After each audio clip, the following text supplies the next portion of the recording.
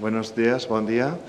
Muchas gracias primero a la organización por invitarme a poder explicar un poco e introducir el mundo microbiano del suelo, ¿no? De donde proviene buena parte de la diversidad del potencial microbiano que después puede derivar en sacar provecho de él en viticultura y en enología, por ejemplo, ¿no? Pero todo parte del suelo. Ese es un poco el objetivo de la charla de hoy, es convenceros de la importancia del suelo y de mantenerlo o mejorarlo para mantener ese potencial frente al estrés o para nuevas oportunidades que pueden derivarse. Vale, sí. Perfecto.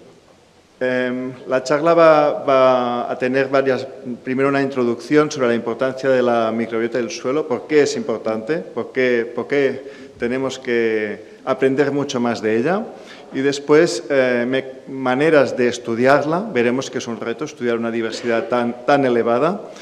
Y finalmente, casos de estudio, un par de casos de estudio en situaciones, en campos comerciales, donde pues compararemos estrategias convencionales o estándares respecto a estrategias más de transición agroecológica o a largo plazo o a más corto plazo. Ahora veremos.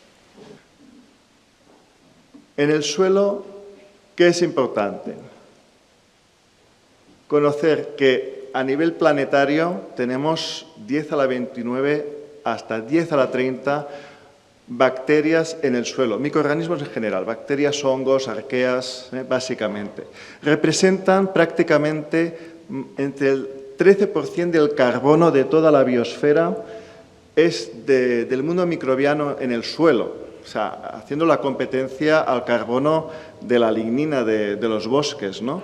Y muy por encima, evidentemente, de todos los animales, ¿no? O sea, esto es importante.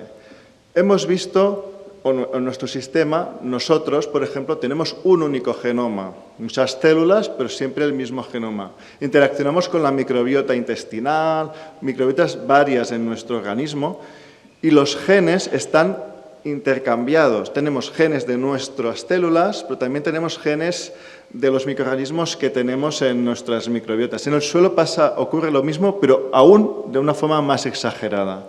Y tenemos que pensar que los microorganismos llevan miles de millones de años evolucionando, adaptándose a distintos tipos de estrés o de condiciones ambientales, y las combinaciones genéticas que llevan esas comunidades son muy, muy elevadas.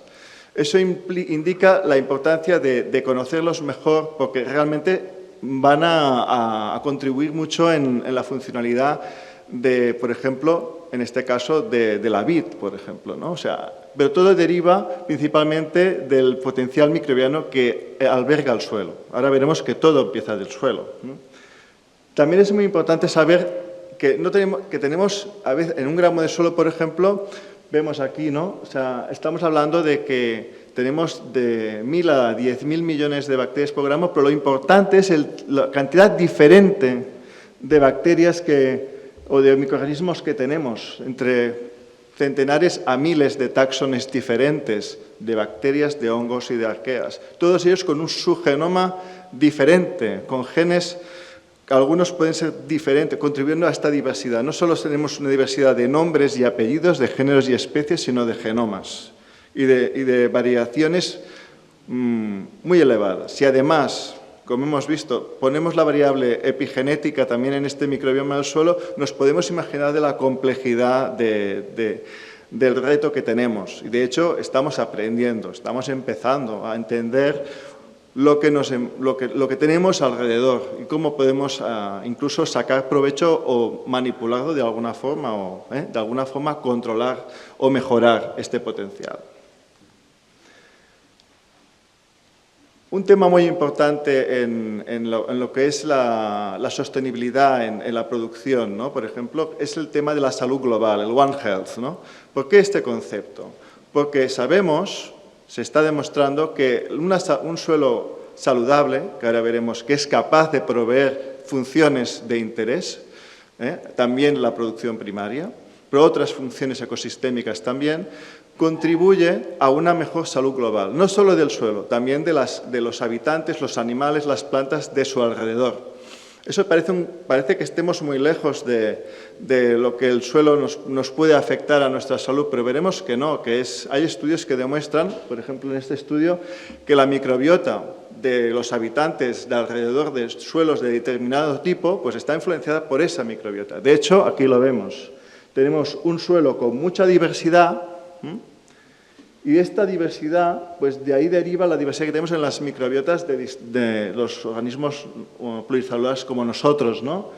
Pero también, evidentemente, lo que es la rizosfera, los endófitos que pueden derivarse de la rizosfera, o sea, todo deriva y es, por tanto, muy importante tener un buen pool de diversidad en el suelo y entender qué tenemos y si lo podemos o no mejorar, ¿no? Básicamente, esta es la idea. ¿Por qué afecta tanto? ¿Y por qué los microorganismos del suelo pueden llegar fácilmente a nosotros o a las plantas, por ejemplo? De hecho, la evolución, ellos estaban primero, estaban hace miles de millones de años. Después llegaron los pluricelulares que, en una comunicación evolutiva, pues han establecido unas relaciones de holobionte, que es el concepto que ha salido antes, ¿no? La interacción del del hospedador con el microbiota a su alrededor. ¿Y por qué llega del suelo a otros compartimentos esta diversidad? Pues una de las maneras, ¿no?, que se ha demostrado, y es mucho más importante de lo que parece, es la dispersión por el aire a nivel planetario. Aquí tenemos la atmósfera, la troposfera, y en el primer kilómetro de la troposfera tenemos, no se ve bien, pero tenemos 10 a la 5 microorganismos, bacterias por metro cúbico y 10 a la 4 hongos por metro cúbico en todas las zonas continentales. Dependiendo de la humedad y del clima, podemos tener más o menos, ¿no?, que serían estos hotspots Pero la idea es que lo que tenemos en el suelo puede dispersarse por el aire a nivel planetario y más aún en las cercanías de nuestros campos. Esa es la idea. O sea, lo que tenemos en el suelo repercute alrededor y en el aire tenemos mucha más diversidad de lo que nos pensamos. O sea, con esta idea ya nos podemos empezar a hacer preguntas de la importancia de la microbiota del suelo y cómo la podemos preservar, mejorar o entender, ¿no? Más allá también, evidentemente, que nos ayude a tener un producto, o en este caso, una viticultura más sostenible y amigable o con mejor valor añadido, ¿no? De hecho, no pasará. La pregunta, ¿no? Y de la planta, del suelo, ¿cómo va la microbiota a distintas partes, por ejemplo, aéreas de la vid, ¿no? Pues sí, hay estudios, ¿no?, ya desde hace tiempo, ya de hace 10 años, ¿no? Serranandía y colaboradores demostrado en un trabajo muy interesante que la diversidad que teníamos en la rizosfera y en el suelo era muy parecida y que tenía puntos en común, o sea, de ahí se transfería a las partes aéreas de la planta, flor, la hoja, el tallo, los endófitos y a la uva, ¿eh? O sea, parte venía del suelo. Esas líneas serían interacciones de coocurrencia, están tanto en la hoja como en la rizosfera o como en el suelo. Son nodos de interacción, hay nodos de interacción. No todos, porque si no estaríamos aquí, pues eso es un diagrama de similitudes de comunidades, pero sí que tenemos diversidad y la parte de ella procede del suelo en parte, y de la rizosfera. O sea, a partir de ello es donde tenemos que también mirar al suelo y no solamente ir a aislar lo que ya tenemos en la vid o los endófitos, sino que también tenemos que entender de dónde vienen y si ese suelo tiene ese potencial o no, por ejemplo.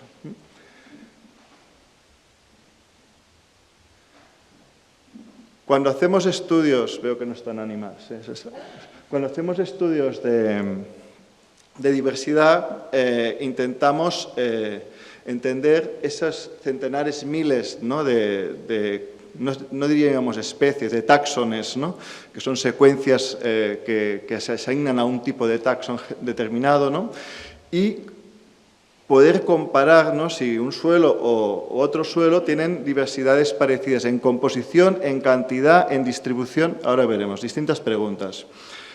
Un estudio que se hizo no hace mucho y que demostró la importancia de los suelos diferentes es que demostraron en un estudio con 200 viñedos de todo el mundo, que sería el que se muestra aquí en esta diapositiva, vieron en distintas zonas geográficas pues, que la microbiota de esos viñedos era diferente. En este diagrama los puntos son muestras y cuanto más distantes son los puntos entre sí, más diferentes son las composiciones microbianas del suelo y su distribución, ¿no? Tanto para bacterias y arqueas, lo que serían los procariotas, medido con el gen 16S RNA, o también para los hongos. Los hongos también se separaban, la diversidad de hongos, en base a los tipos de suelo, según la geografía de donde eran. Más allá de la geografía, ¿a qué escala? Eso es una escala grande, pero a nivel local, aquí, por ejemplo, en Cataluña, evidentemente, según las condiciones edafoclimáticas de cada zona, tenemos diferencias claras en las diversidades que tenemos en los suelos. Es decir, sí, se puede entender de dónde viene una muestra prácticamente sabiendo su composición y su diversidad microbiana. En este estudio hicieron un algoritmo de Random Forest, por ejemplo, y pudieron modelizar, ¿no?, de dónde podían venir las muestras solo sabiendo la diversidad, o sea que es bastante conservada la diversidad. ¿Por qué está conservada? Ahora intentaremos entender. La microbiota del suelo, pues evidentemente interacciona con la matriz mineral y todas las condiciones ambientales del suelo. Y todos existen evolutivamente porque pueden existir juntos. Los microorganismos no están solos como unidad, sino que están juntos con otros organismos diferentes. Y unos se complementan a los otros a nivel metabólico. Uno ofrece aminoácidos que el otro no puede producir, o uno puede solubilizar el fósforo que el otro no puede solubilizar, y así muchas otras actividades. El conjunto es que termodinámicamente el sistema es estable. Y no es tan fácil cambiar la diversidad de un suelo. Y por eso se establecen clústeres estables, no son geográficos, como en este estudio se decía, sino básicamente es por condiciones edafoclimáticas. Sobre todo lo vieron en los hongos. Los hongos, a nivel estadístico, vieron que la geografía y la edafoclimática explicaba mucho mejor los cambios de diversidad que se veían en estos estudios serían de beta diversidad, cuando comparamos muestras diferentes entre ellos. O sea, ya empezamos a ver, ahora veremos cómo hicieron este estudio y veremos otros ejemplos. Es un estudio hecho por metabarcoding, que sería pues, comparar secuencias y ver la disimilitud de entre ellas y hacer un estudio multivariante, que serían las especies diferentes, y se pueden pues, poner en un plano 2D según la distancia, la diferencia en la composición. Este punto tiene una composición microbiana muy diferente a este, por ejemplo, ¿no? Y así pues podemos ver qué impactos podemos hacer incluso nosotros con nuestro manejo en el suelo en esta diversidad, o si zonas diferentes son muy disimilares o no. De momento no estamos hablando de funciones, estamos hablando de composición. Eso es otro reto, la función, ya veremos, ¿no? También vieron en este estudio que los primeros filos, los más habituales, siempre encontramos en viñedo, básicamente son proteobacterias de alfa, beta y gamma, proteobacterias, actinobacterias y acidobacterias. Básicamente siempre son estos tres grupos. Y también hay otro grupo muy interesante que son de arqueas amonioxidantes, que serían las crenoarqueotas. Bueno, eso a nivel... O sea, el viñedo tiene siempre estas composiciones, van variando. Además, vieron que las diversidades que se cuantifican de distintas formas, esto es un índice de Shannon, ya veremos en qué consiste, consiste básicamente en el número diferente de taxones que tenemos, pero también en cómo están distribuidos y de forma homogénea o no. Cuanto más homogéneas están distribuidas, más diverso es un sistema. Por ejemplo, si tenemos 300 especies diferentes o 400, si estuvieran todas al 1 por 300%, sería la máxima diversidad de este sistema. Normalmente están al 1 por 100 las más abundantes y las demás están por debajo. No hay nadie que destaque mucho delante de los otros, ¿eh? Y esto explica diversidades muy altas en lo que serían los índices de Shannon de bacterias y procariotas, mientras que en hongos no están así. Es más baja la diversidad y es porque hay táxones que sí que están son más prevalentes, llegan al 20%, 10% de la prevalencia relativa. O sea, los hongos son un poco más heterogéneos. Muy bien. Volviendo a las funciones del suelo y cómo la microbiota del suelo, de un suelo saludable, ayuda a estas funciones, ¿no? Básicamente lo que vemos es que las bacterias del suelo no solamente ayudan a promover el crecimiento de nuestros cultivos, sino que ayudan a muchos otros factores. Por ejemplo, a prevenir a una mejor gestión o retención del agua en el suelo, porque facilitan la formación de agregados, una mejor infiltración de agua, pueden favorecer también una mayor solubilización de minerales, ¿no?, como el fósforo, ¿no? Lo vemos que no son disponibles para la planta, pero también el ciclo de los nutrientes, ¿no?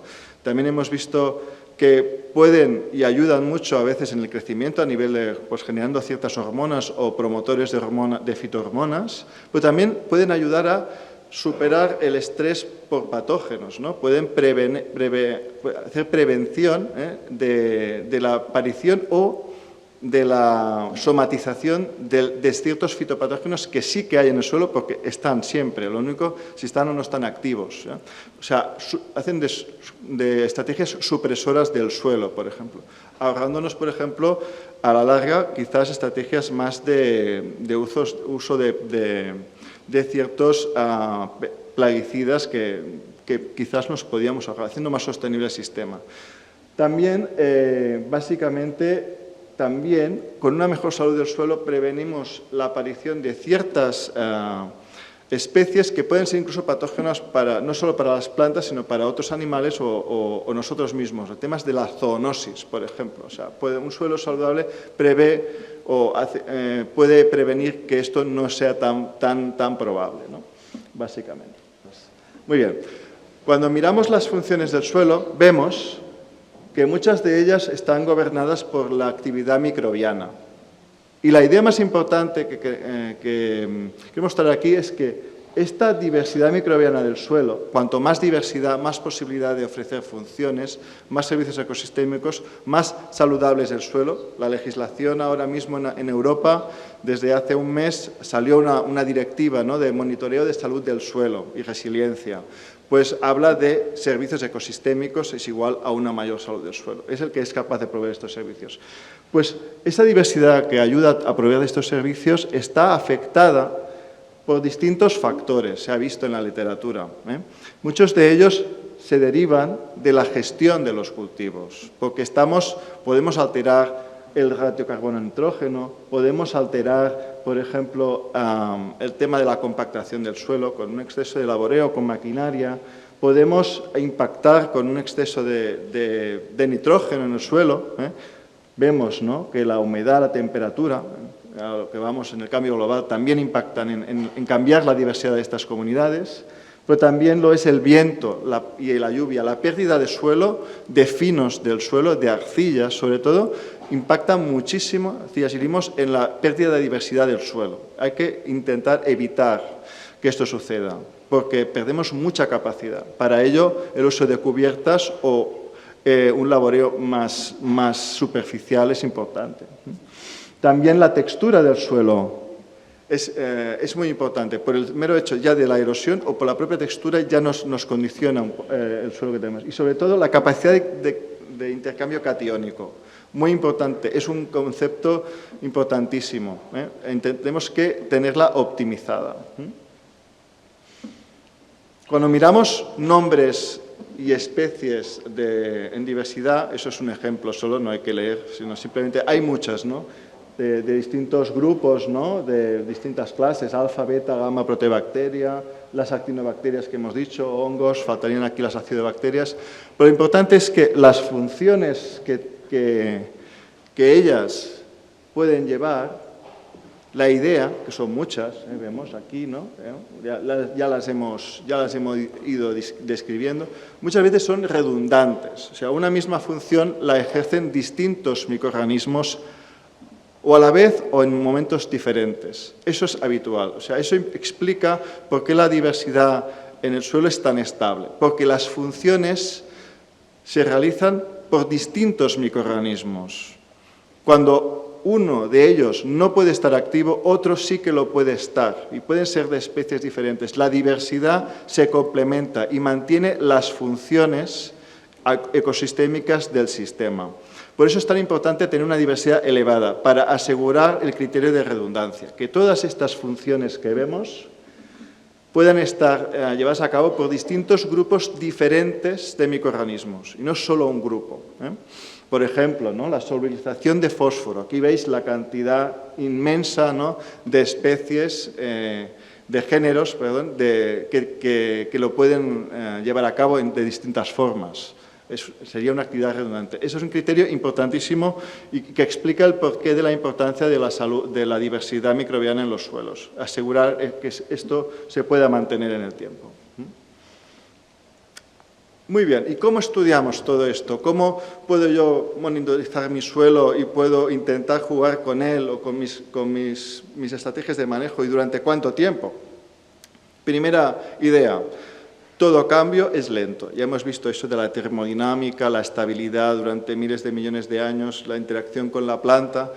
Eso ejerce mucha presión al cambio. Entonces, los cambios siempre tenemos que pensar que tenemos que generar una gestión a largo plazo.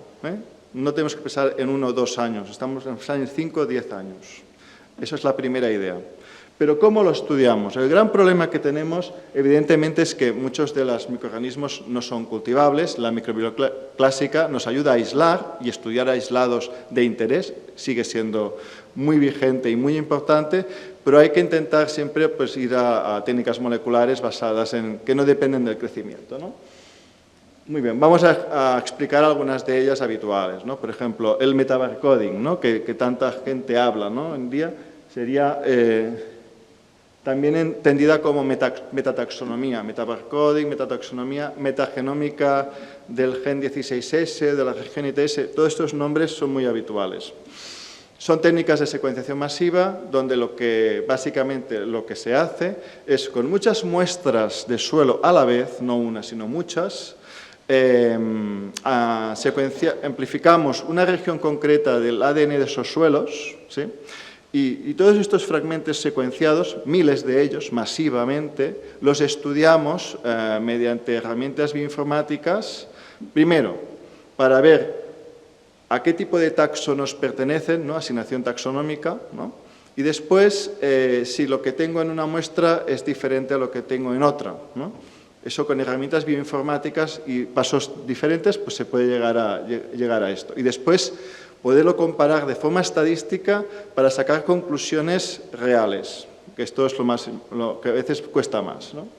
Básicamente, eso sería un poco pasos, ¿no?, que se pueden estudiar, ¿no? Tenemos muchas secuencias con distintos métodos, ¿no?, y estudiamos lo que es la alfa diversidad, que es el índice que hemos visto antes, H, ¿no?, de Shannon, ¿no?, que es no solamente el número de taxones diferentes, sino cómo se distribuyen, si homogéneamente o no, la equidad, ¿no?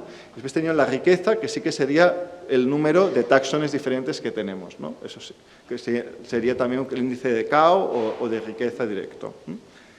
Otro tipo de diversidad que se estudia es la beta diversidad. La beta diversidad es cuando comparamos las muestras entre ellas y generamos como un universo de taxones en ese conjunto de muestras. Y entonces comparamos si hay diferencias composicionales en la distribución de las especies. No es un tema de cantidad como antes, que es la alfa diversidad, sino composición entre muestras. Y podemos separar sistemas y comprobar si estamos o no alterando la diversidad entre muestras diferentes. Finalmente, también podemos predecir las funciones potenciales que puede haber en esa diversidad, aunque para ello también en los próximos años saltaremos al shotgun, que es mucho más realista en las funciones. Pero mientras tanto, las funciones potenciales con estos algoritmos, estas bases de datos, también son prácticas para simplificar las funciones de esta diversidad, que al final es lo que nos interesa. Eso es el ejemplo. de los miles de secuencias diferentes, incluso 1000, 2000 taxones diferentes que tenemos, ¿qué funciones tenemos realmente? ¿Estoy mejorando las funciones potenciales del sistema? Pues con estos algoritmos, el FAPROTAX y el FANGIL, hay muchos más, podemos ver las funciones potenciales de nuestra diversidad. Pensemos, ¿no? Miles de taxones resumido a 80 funciones diferentes, que eso ya es mucho más entendible. Y además vemos si realmente estamos mejorando en algún tipo de función o no con esta diversidad que tenemos. Esas son herramientas que tenemos para simplificar de los miles de secuencias, llegar a unas pocas funciones y ver si hemos mejorado o no el potencial de esas funciones en nuestro suelo. También podemos cuantificar, evidentemente, pues, genes funcionales de interés. Eso es otra manera de estudiar las poblaciones de suelo. Podemos ver pues, desde el ciclo del nitrógeno, distintas capacidades de amonooxidación, ¿no? de nitratorreducción, de cualquier tipo de actividad que nos interesa, proporciones de hongos y bacterias totales, ¿no? También podemos jugar con otro tipo con los genes que quisiéramos, ¿no? Normalmente, pues, es mejor simplificar primero para entender, cuando estamos jugando siempre con muchas muestras diferentes a la vez, ¿no?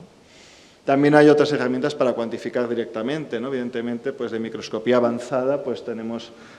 Pero ahí el problema es que no puedes jugar con muchas muestras a la vez. Entonces, eso, en estudios de campo, por ejemplo, necesitamos muchas réplicas para que haya estadística significativa y, por lo tanto, necesitamos jugar con muchas muestras. Entonces, tienen que ser técnicas rápidas y repetitivas, ¿no? Finalmente tenemos la actividad, evidentemente, actividades enzimáticas, ¿no?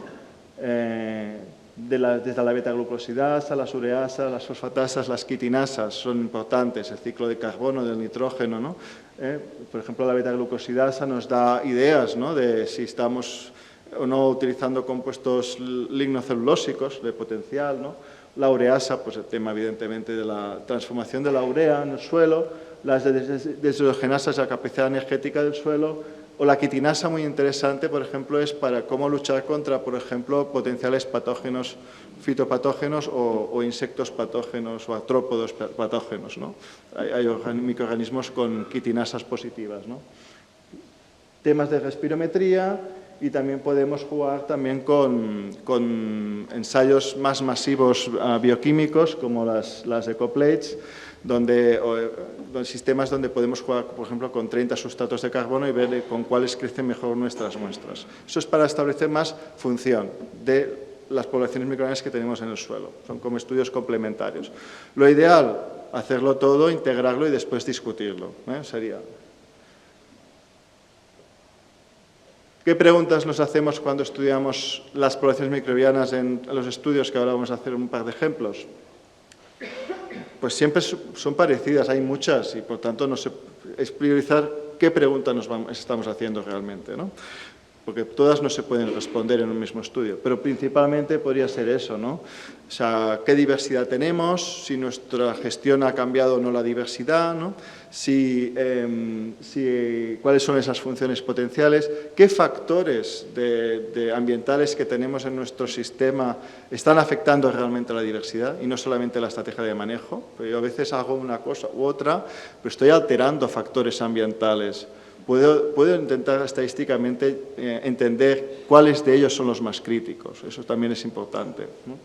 Por ejemplo, también podemos ir a generar biomarcadores, ¿no? Podemos también, microbianos concretos, tienen interés biotecnológico, o podemos mirar estabilidades de esas interacciones entre organismos que decíamos, si son o no son más o menos estables frente al estrés. Hay algoritmos para cuantificar esto, ¿no?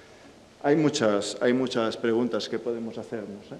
El tema de la función, que es crítico, tenemos función potencial, la función real tenemos que jugar con temas enzimáticos, bioquímicos o ya de transcriptómica, metabolómica, mucho más caro y con menos muestras. ¿En qué proyectos, por ejemplo, estamos utilizando estos tipos de enfoques integrales que estamos viendo? Pues estamos, por ejemplo, en proyectos del Fons Climàtic de la Generalitat de Catalunya, el